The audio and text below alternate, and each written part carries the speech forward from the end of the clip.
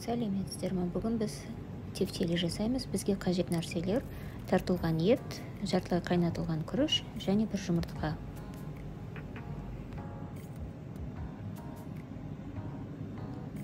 Осы үшеуін араластырып, тұз бұрышын қосамыз.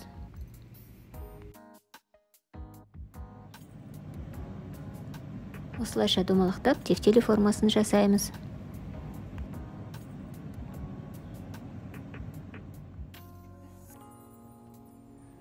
Табаға майды қыздырып, тефтелиді ұнға аунатып, майға салып, жан-жағынан, екі жағынан қызартып, қуырып аламыз.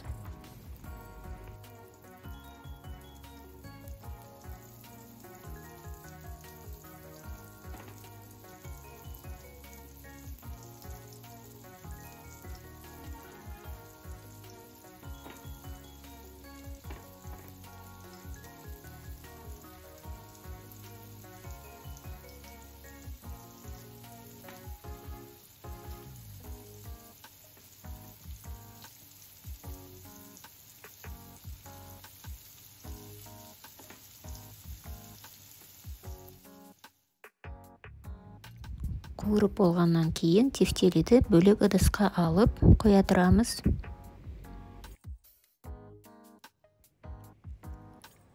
Шұңғыл ыдысқа майды қыздырып, ұсақтап тұрылған бір пиязды қуырамыз. Оның артынан теркадан өткізілген бір сабызды саламыз.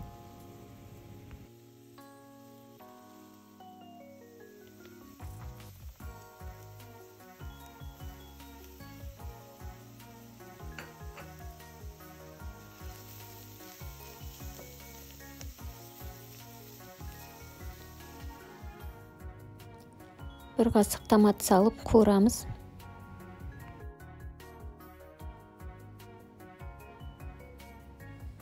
Қуырып болған соң 300 грамдай су қосамыз. Менде дайын тауық сорпасы болған, соны қостым.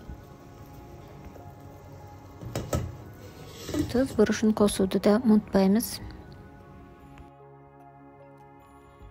7-8 минуттай қайнатамыз. Сосын дайын тефтелимізді осыған салып бұқтырамыз. Шамамен 20-30 минут жеткілікті.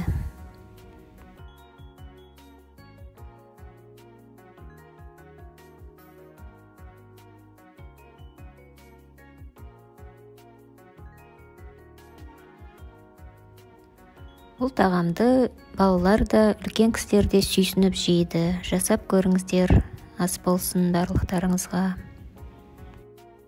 Менің каналыма тіркеліп, лайк басуды ұмытпаңыздар.